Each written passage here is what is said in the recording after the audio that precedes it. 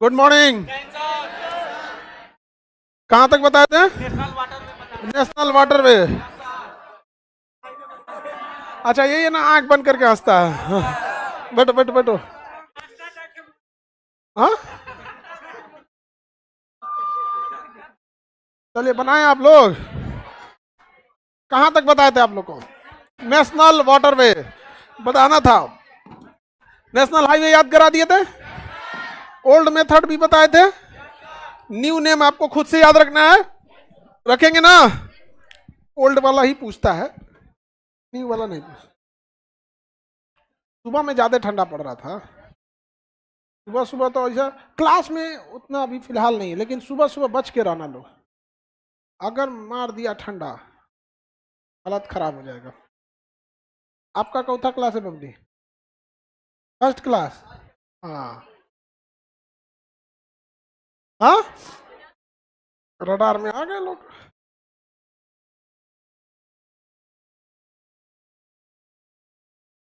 Water way पढ़ा रहे थे। हाँ, आज आप लोग पढ़ाइए वाटर वे। आज हमको आप लोग बताइए वाटर वे। आप जैसे बोलिएगा हम वैसे ही चलेंगे। रेडी?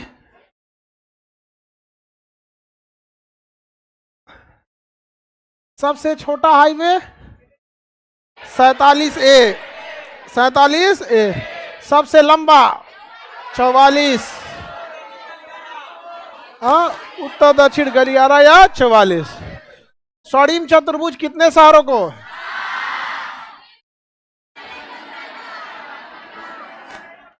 दो, 8, 4, 5।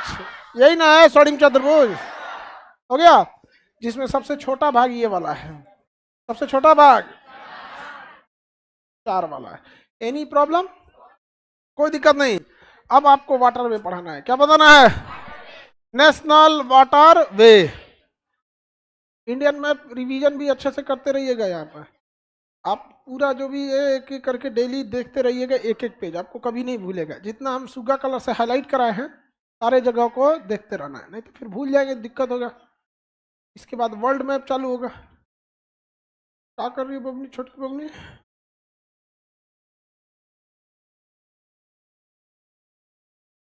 छोटकी जो होती है सब ना, लड़की सब में छोटकी लड़कियां, ये बहुत बदमाश होती है। इधर उधर करते रहती है। कभी इसका किताब लेगी, समझ में? बड़ी लड़की आराम से बैठी रहती है जैसे ये। हाँ ना, क्यों? हाँ हाँ बाबू, बायोलॉजी बैच 26 जनवरी बीतने दीजिए, बायोलॉजी बैच आ जाएगा। और ज्योग्राफी बैच 15 अगस्त बीतने दीजिए।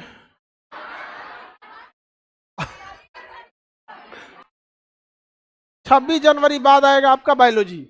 आफ्टर 26 जनवरी बायोलॉजी बैच आएगा, ठीक है? और सरस्वती पूजा के टाइम पे उससे पहले ज्योग्राफी आ जाएगा। आगे बढ़े। फिजिक्स का रिकॉर्डेड ऑन कर दीजिए। फिजिक्स का रिकॉर्डेड ऑन कर देंगे, आप देख लेंगे वहां पर। वाटर वे देखना है। देखिए, वाटर वे सबसे सस्ता और सबसे एक तरह से कहिए सेफ है। सेफ किस तरह है? उसमें एक्सीडेंट की संभावना कम रहती है। और डूबे में भी ना, तो अगर आपको तैरने आ रहा है या लाइफ जैकेट है तो बच सकते हैं। लेकिन सड़क दुर्घटनाएं हाई स्पीड में होने के कारण बहुत ज़्यादा मृत्यु होती है। सबसे ज़्यादा मृत्यु सड़क दुर्घटना में होती है। और हवाई दुर्घटना में तो भैया अगर हुआ, बहुत कम चांस है बचने का। अभी एगो मणिपुर में गिरा है जहाज, म्यांमार का था। म्यांमार के सैनिकों को भारत ने पकड़ लिया था, कुछ उग्रवादियों को पकड़ लिया था। आए थे सर ले जाने के लिए, तो जहाजिए उलाट लिया साहब पर। आगे दूर सोच रहे हो, अब तुम लोग को फिर भेजना पड़ेगा।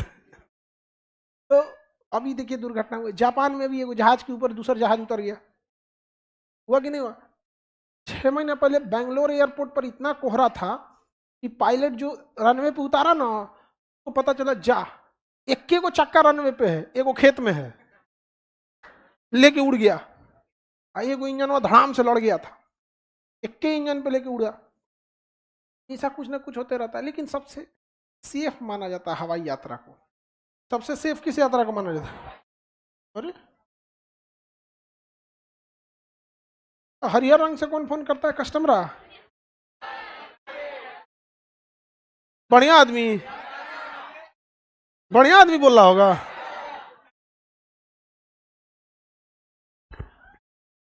नहीं नहीं नहीं, कस्टमरे है। हाँ, कस्टमर जो एकदम खचरा कस्टमर रहता है ना, उसका लाल दिखाता है कि नया नया कस्टमर है। फिर वह बात, नमस्कार आप पैसा दीजिए 15 दिन में डबल। बाबू भैया देखिए, जल यात्रा जो है ना वो काफी धीमी है, जल यात्रा काफी धीमी। अब सेफ किस चीज पे मानते हैं? जैसे भैया अगर कोई चीजें ज्यादा चल रही है तो उसी को दुर्घटना की संभावना भी ज्यादा है। अब चलिए नहीं रही है तो दुर्घटना की संभावना भी क्या रहेगा? कम रहेगा। जैसे रिक्शा, रिक्शा कितना ही चलता है, तो क्या कहिएगा सबसे सेफ मॉडल है? चलता भी तो कम है। परिवहन का सबसे ज्यादा यूज भी तो होता है सड़क परिवहन का, दुर्घटना ऑब्वियस बात है, ज्यादा यूज होगा तो ज्यादा दुर्घटना होगा। हवाई जहाज इसलिए सेफ माना जाता है कि जितना नियम कानून प्रोटोकॉल हवाई जहाज के लिए ना, उतना किसी के लिए नहीं। जैसे उतरेगा हवाई जहाज, सबका अलग अलग डिपार्टमेंट बनना है। एक टेक्निकल चीज देखेगा, कोई इंजन देखेगा, कोई इलेक्ट्रिक देखेगा, कोई सफाई देखेगा, खाना ठीक से है कि नहीं, इतनी सिक्योरिटी होती है उसमें, पूरा बढ़िया से चेक करेगा क्या क्या चीज है। इसे जूता उता सब उतरवा देता है। दिल्ली T3 पे जाइएगा ना तो सबसे हार्ड चेकिंग होती है। जूता उता में किसी किसी जूता में ना मेटल का प्लेट होता है, जैसे ये सब जूता जो है ना इसमें, ये पता नहीं क्यों मेरा जूता बच जाता है वहां जाके। पटना में नहीं बचता है और दिल्ली में जाके बच जाता है। हाँ, अरे इतना चेंज कर लगा, फुर्सत है हमारा, जूता कब चेंज किए हैं हम।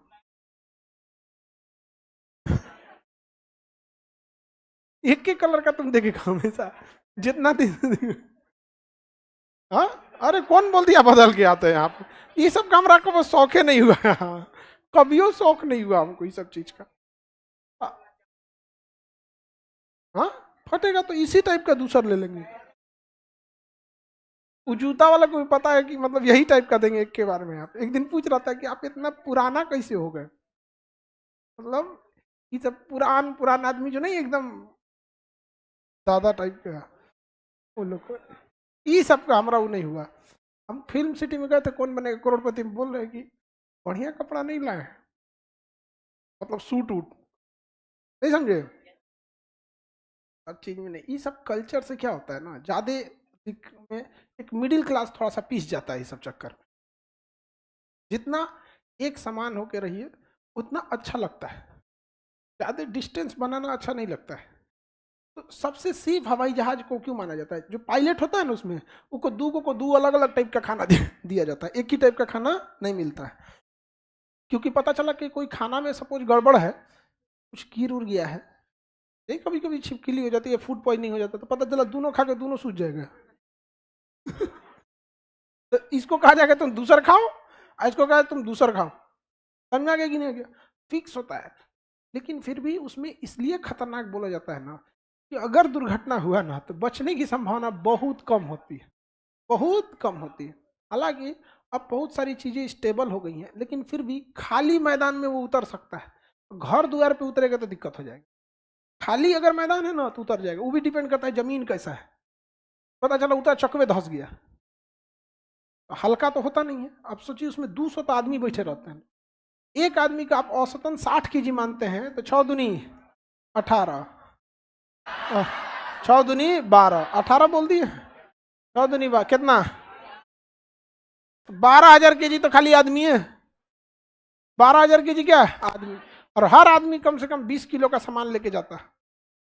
कीरे में कितना करिए, 12 दूनी 4 को जीरो आपकी, टाई दाई सैकड़ा हजार 10,000 लाख, 2,40,000 kg। ये तो खाली आदमी और सामान है, समझा गया? अब फिर जहाज में 10,000 लीटर पेट्रोल, 10,000 लीटर फ्यूल, और फिर जहाज का अपना वजन। हाँ,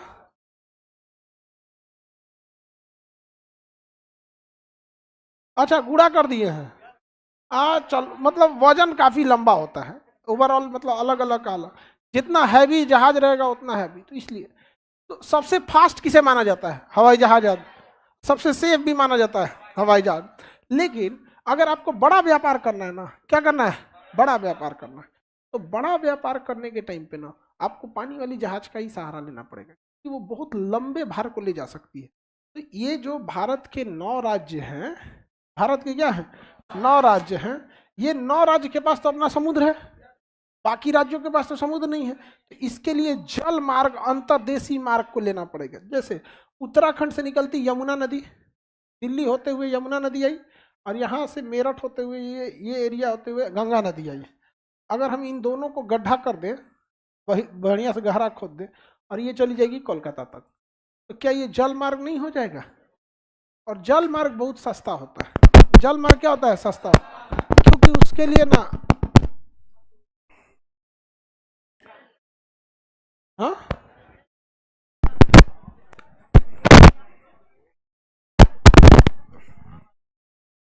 तो ठंडा लग गया माइक।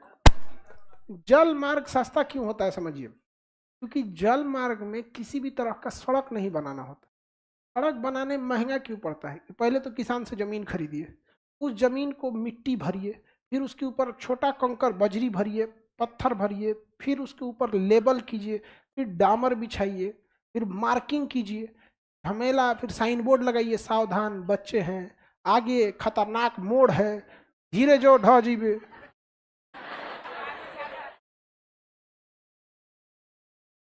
घनी आबादी क्षेत्र, कुछ ना कुछ लिखते रहता है।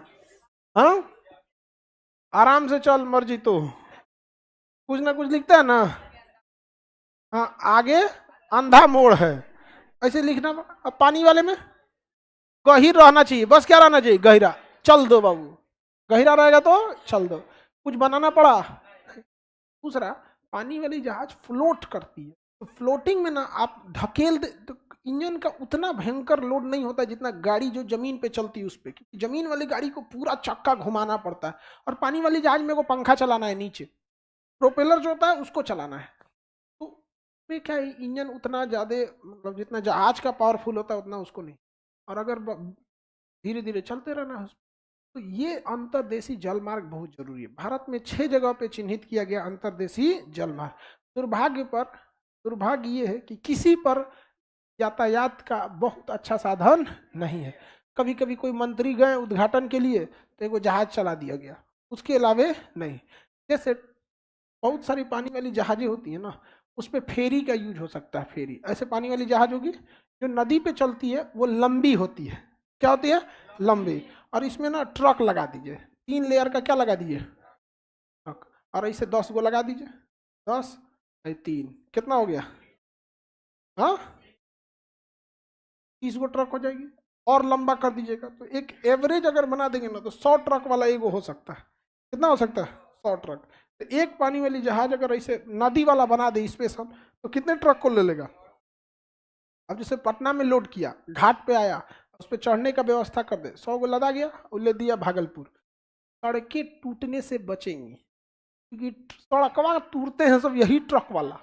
इतना लोड होता है, इतनी सा गढ़ा पे अगर उगिया तो गढ़ा को कब एकदम पूरा खंडहर बना देगा, किसी को ठीक नहीं। आपको कुछ नहीं लगता, साइकिल चलेगा सड़क टूट रहा है, मेन ट्रक है। दुर्घटना के कारण में भी एक ट्रक बहुत बड़ा कारण है कि नहीं, क्योंकि उससे जो टकराते हैं लोग तो बचने की संभावना नहीं। इससे काफी सस्ता पड़ेगा, ट्रक का प्रदूषण भी बचेगा। 100 ट्रक का इंजन बंद रहेगा, इस पे लाद दिए, ये लेके चल दिया। लेकिन समस्या क्या है कि हमारे यहाँ नदियां जो है गहरी नहीं है। गहरा करने के लिए डोजर नामक एक जहाज आता है जो मिट्टी को नीचे से काटते रहता है। कभी भी हमारे यहाँ इस सब चीज पे चर्चा नहीं हुई है, जिस वजह से कभी इस पर कोई सरकार ध्यान नहीं दी। सरकार वही काम करेगी जिससे कि वोटर्स को ज्यादा से ज्यादा उनकी फीलिंग के हिसाब से काम किया जाए। समझ गया। अब नदी पे पानी वाली जहाज चलेगी तो 70% आदमी को लगेगा कि आहे चला रहा है। समझ में आएगी नहीं गया। तो टोटल कितने जल मार्ग चिन्हित है, 6, जिसमें सबसे बड़ा जल मार्ग है national waterway, national waterway, NH नहीं, NW1। ये हल्दिया से चलता है इलाहाबाद तक। कहाँ तक, इलाहाबाद।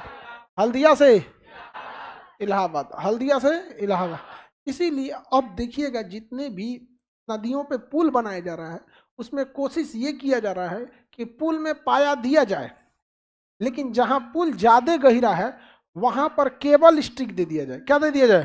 Cable stick. देखिए यहां तक पाया रहेगा, लेकिन बीच में जहां पानी वाली जहाज को ले जाने की व्यवस्था है वहां पे क्या दे देता है? केबल। एक टावर दे देगा, और अब ये तो धंस जाएगा, तो इसको क्या करेगा? केबल से बांध देगा।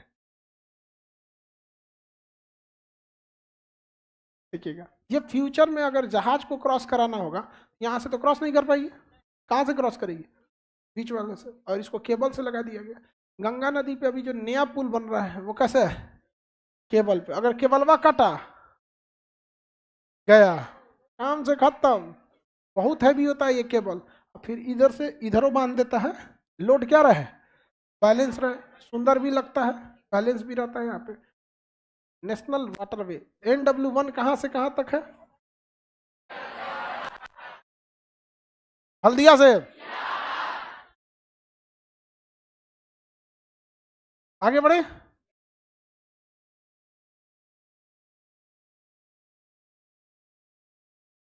अब आप बताइए, आपको ये NW1 हो गया, NW2 बताइए। आप बताइए, हम नहीं बताएंगे। हाँ, सादिया से दुबरी, सादिया से दुबरी। देखिए आसाम में यहाँ पर है सादिया और यहाँ पर है दुबरी, सादिया से दुबरी। NW2, NW2। हर नदी की हमारे यहाँ समस्या क्या है? गहराई नहीं है।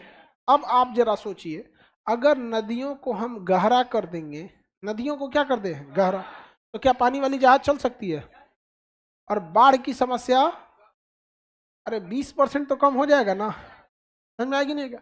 अब जैसे आप समझिए कि सड़क वगैरह बनता है तो खेतवा में से मिट्टी काट लेता है, इसमें से निकाल के भर देता। नदी का तल का क्या होता है? निकालता, और उसको ले जाके आप सड़क में भर दीजिए और ये गहरा हो जाए। यहाँ पर तो एक व्यापक पैमाना होना चाहिए, और ये तभी होगा जब सरकार खुद नियम बना दे या फिर सुप्रीम कोर्ट हस्तक्षेप कर दे। इससे बहुत फायदा होगा, पर्यटन भी बढ़ जाएगा, उसमें जहाज पानी मालवाहक के साथ साथ पर्यटक भी चलेंगे। समझा? चाइना ने अपने यहाँ ये बहुत बेहतरीन ढंग से कर दिया, इससे लॉजिस्टिक कॉस्ट बहुत कम हो जाएगा। आप जो भी सामान खरीदते हैं ना, उसमें से 25% तो केवल लॉजिस्टिक कॉस्ट आप देते हैं। मतलब 25%। अगर कोई चीज़ 100 रुपये का खरीद रहे हैं ना, आप समझिए कि वो 75 से 80 रुपये आपको मिलता। वो एक्स्ट्रा 20 से 25 इसलिए लिया गया है कि उसको ले आने ले जाने में उतना किराया लग गया है। ये सारी चीज़ें ट्रक से आएंगी, ट्रक वगैरह। अब जैसे नारियल पानी अब केरल से यहाँ आता है ट्रक से, आप खाली ट्रक केरल से यहाँ मंगाइए, कम से कम आपसे 70 से 80 हज़ार, 1 लाख रुपया लेगा। 1 लाख रुपया अगर केरल से आ रहा है पटना, तो आप समझ रहे हैं? एक ट्रक नारियल पानी जो है, उसमें से ट्रक वाला कितना लिया है? 1 लाख। अब वो 1 लाख सारे नारियल पे बढ़ जाएगा कि नहीं बढ़ जाएगा? उतना तो लॉजिस्टिक कॉस्ट दिया है वो। भारत में लॉजिस्टिक कॉस्ट औसतन 20 से 25%, चाइना में यह 10 से 12%। अगर यही पानी वाली जहाज से आता तो 1 लाख के जगह पे 15 हज़ार में हो जाता। 1 लाख के जगह। तो बताइए क्या बिहार में नारियल पानी सस्ता मिलता कि नहीं? 1 लाख रुपये जो ट्रक का दिया है वो कम होगा कि नहीं होगा? तो लॉजिस्टिक से क्या हो जाता है? कॉस्ट कम आ जाता है, एंड नेशनल वाटरवे से। तो बताइए, पहला सादिया से दुबरी, आइए हल्दिया से NW1, बाकी बचा 4 बचा ना। ये 4 आपको सादा नक्शा में खुद से ढूंढना है और भरना है। सादा नक्शा मटेरियल में नाम लिखा हुआ है, आप देखिए NW3 पढ़िए, कोट्टम से कोट्टापुलम। अब आपको जगह ढूंढना है कहां से कहां ये जाएगा। नेशनल वाटर हम 2 बता दिए हैं, आपको कितना ढूंढना है? 4 गो और।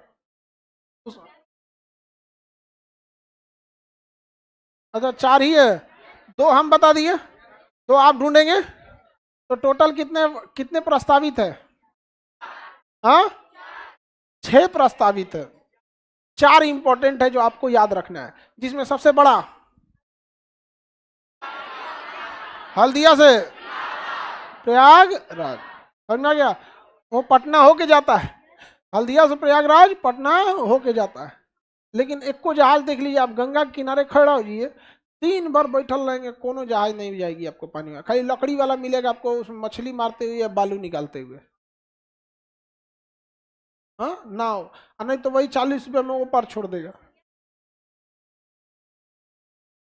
50 रुपये। वो पार को हम गंगा में, वो पार जो खेती वगैरह होता है, नया नया हम पटना आए थे ना, नया नया, तो उस पार ले जा रहा था नदी से लकड़ी वाला। तो आज से 7-8, 24 है ना,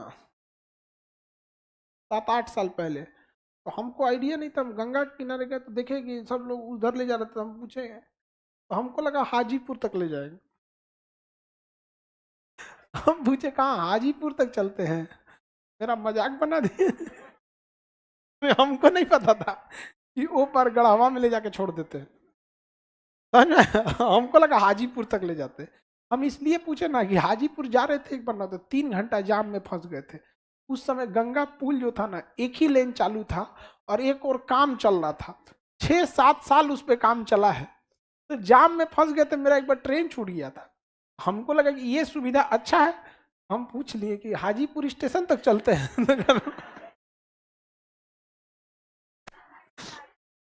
हमारा मजाक बना दिया उन लोग, कह रहे अरे जो घाटवा दिख रहा है ना बीचवा में, जो वहीं चल, हम यहाँ जाके हम क्या करेंगे, वहां कुछ नहीं है, खेती वगैरह होता है, तरबूजा वगैरह क्या होता है। हाँ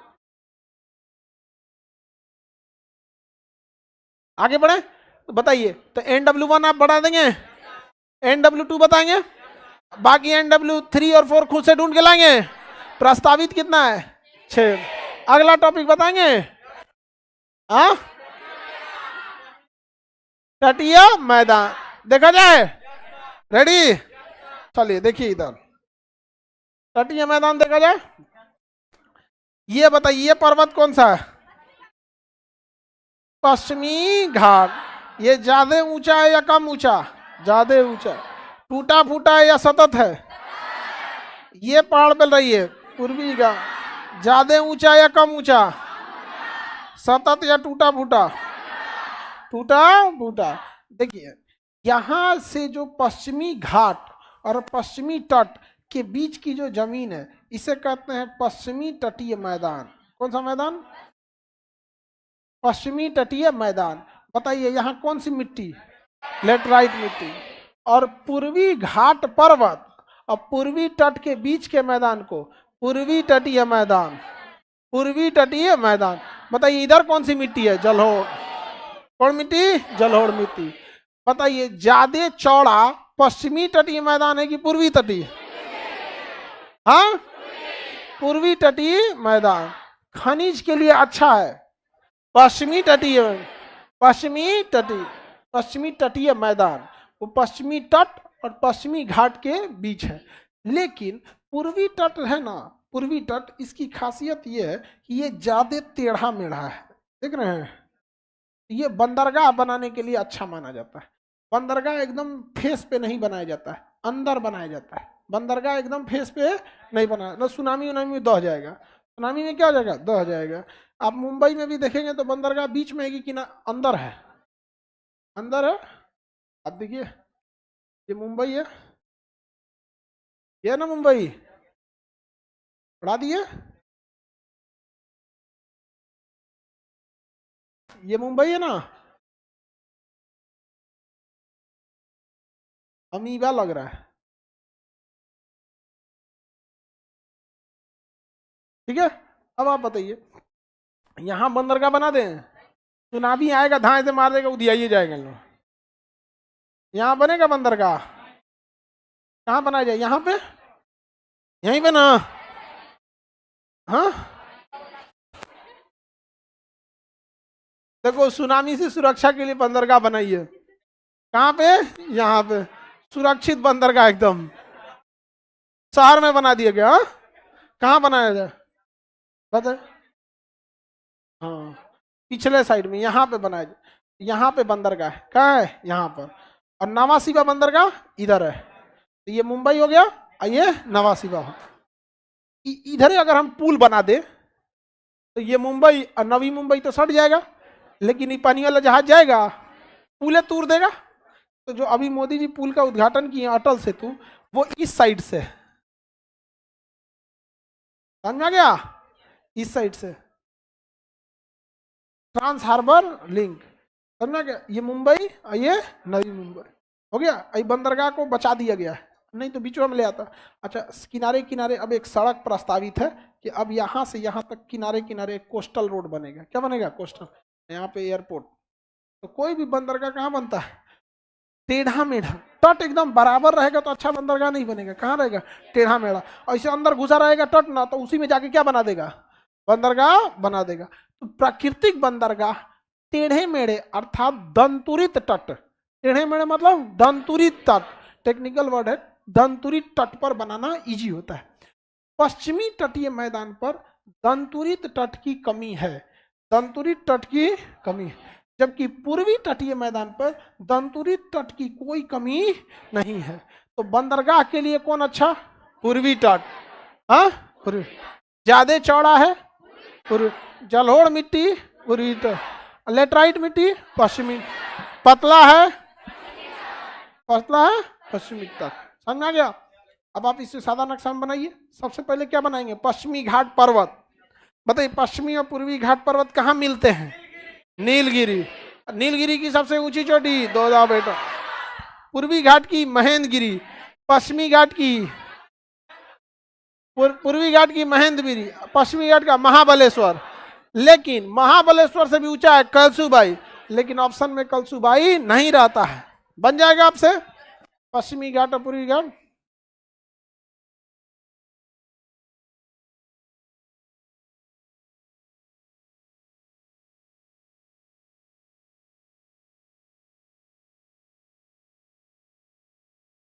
बनाइए बनाइए, बना लिए। के बाद कौन टॉपिक है? समुद्री तट। जल्दी बनाइए तो समुद्री तट देखेंगे लोग।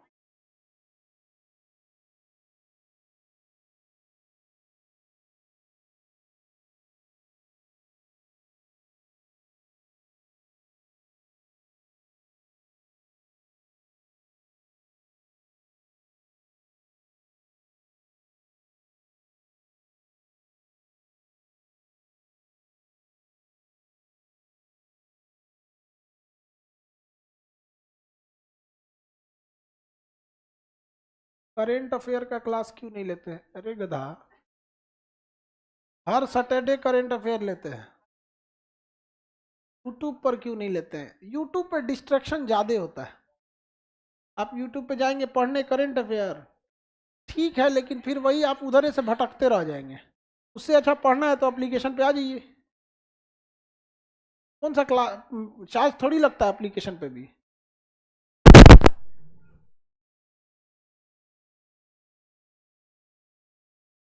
कस्टमर बार बार फोन करते रहो। आगे बढ़े। नहीं बना? पश्चिमी तटीय मैदान, पूर्वी तटीय मैदान देखें। अब देखिए, इधर समझिए ध्यान से, ये आप पढ़ चुके हैं, लेकिन फिर भी आपको दोबारा एक बार देखा जाए। ठीक है, रेडी?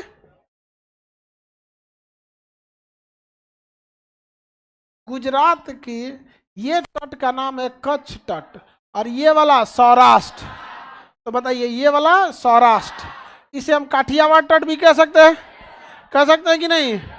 काठियावाड़ एक घोड़े की नस्ल भी होती है, काठियावाड़। काठियावाड़ क्या है? घोड़े की नस्ल है। और कच्छ गधे का नस्ल है। कच्छ गधे का नस्ल, जंगली गधा। कौन गधा? जंगली गधे की नस्ल है। और काठियावाड़ घोड़े की नस्ल, घोड़ा की नस्ल है। बताइए, महाराष्ट्र से गोवा वाला तट कोंकण तट, महाराष्ट्र से गोवा कोंकण तट, इसी का नाम सह्याद्री है। कोंकण तट का ही नाम क्या है? सह्याद्री। कोंकण तट का नाम सह्याद्री है। क्या नाम है? सह्याद्री। बताइए, कर्नाटक में कनारी तट, कर्नाटक में केनारी तट, इसे को कन्नड़ तट कहते हैं। लेकिन अगर कन्नड़ तट पूछेगा तो आप फटाक से बता देंगे, इसलिए क्या पूछे? केनारी तट। केनारी तट कर्नाटक। गुजरात में काठियावाड़, गुजरात में काठियावाड़। मालाबार कोंकण, मालाबार केरल, मालाबार केरल, मालाबार केरल, मालाबार केरल। अब पूछा था कि आपको ही पता है कि सबसे पहले मानसून केरल में टकराता है, लेकिन क्वेश्चन घुमा देगा, कहेगा मानसून सबसे पहले किस तट पे टकराता है? मालाबार। और ये कौन तट है? किनारी। और ये कोंकणिया सह्याद्री। और ये काठियावाड़। कौन सा? ये काठियावाड़, काठियावाड़। और इधर का तट उटपटांग है। इधर का तट का विभाजन राज्यों के आधार पर नहीं है, बल्कि नदियों के आधार पर है। ये कावेरी से कृष्णा नदी के बीच कोरोमंडल, आधा तमिलनाडु आधा आंध्र प्रदेश, कोरोमंडल। क्या है? कोरोमंडल। क्या ये? कोरोमंडल। कोरोमंडल के बाद यहां से आधा आंध्र प्रदेश आधा उड़ीसा, उत्तरी सरकार। कौन सा है? उत्तरी सरकार। और आधा उड़ीसा पश्चिम बंगाल, उत्कल। क्या हो गया? बताइए इसका नाम बताइए। तो ये कौन तट है? कौन तट? उत्कल। आधा उड़ीसा आधा बंगाल, आधा उड़ीसा आधा आंध्र प्रदेश, आधा उड़ीसा आधा आंध्र प्रदेश आधा तमिलनाडु, कोरोमंडल। कोरोमंडल याद रहेगा। तो पूर्वी तट जो है उसका नामकरण नदियों के आधार पर है। कैसा है? नदियों के आधार पर है। जैसे ये नदी है महानदी, कौन नदी? और ये गोदावरी, और ये कावेरी। हाँ, कावेरी। समझ में आ गया? कृष्णा और गोदावरी दोनों काट दिए से इसको। कृष्णा, ये मेनली कृष्णा नदी। कौन सी? कृष्णा नदी काटेगी। तो बताइए ये तट का नाम कोरोमंडल। उत्तरी सरकार उत्कल, उत्तरी सरकार के बाद उत्कल, उत्तरी सरकार के बाद एनी प्रॉब्लम? कौन तट? उत्कल तट। याद रहेगा। बताइए इस तट का नाम? काठियावाड़। कौन तट? काठियावाड़। ये तट बोलिए। हाँ, कोंकणिया सह्याद्री। ये तट बोलिए। मालाबार। Any problem? कोई दिक्कत? याद रहेगा। काठियावाड़ तट कहाँ है? कोरोमंडल।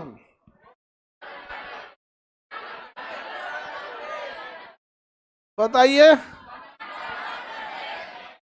हाँ, ये तट कौन सा है?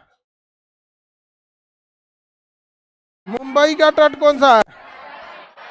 कोंकणिया सह्याद्री। कोंकणिया। समुद्र का जल जब पतली आकृति में प्रवेश कर जाता है तो उसे क्रीक कहते हैं। ये ठाणे है। ये जगह कौन है? ठाणे। तो ये क्रीक क्या कहलाएगा? ठाणे क्रीक। मुंबई में बहुत सारा छोटा छोटा क्या है? क्रीक है। क्या है? क्रीक है। समुद्र का जल जब पतली आकृति में प्रवेश करता है तो क्या कहलाता है? क्रीक। क्या कहलाएगा? क्रीक। आगे बढ़े। किसी को कोई दिक्कत? कोई दिक्कत नहीं? याद रहेगा। सारे तट याद हो गए। तट के बाद क्या है? परमाणु शक्ति है। आप सब लोग नक्शा में पर्वतीय समुद्री तट भर के लाएंगे। सादा नक्शा में कल हम चेक करेंगे आपका समुद्री तट और जलमग्न और जल मार्ग। समुद्री तट और क्या देखेंगे? जल मार्ग। समुद्री तट और जल मार्ग।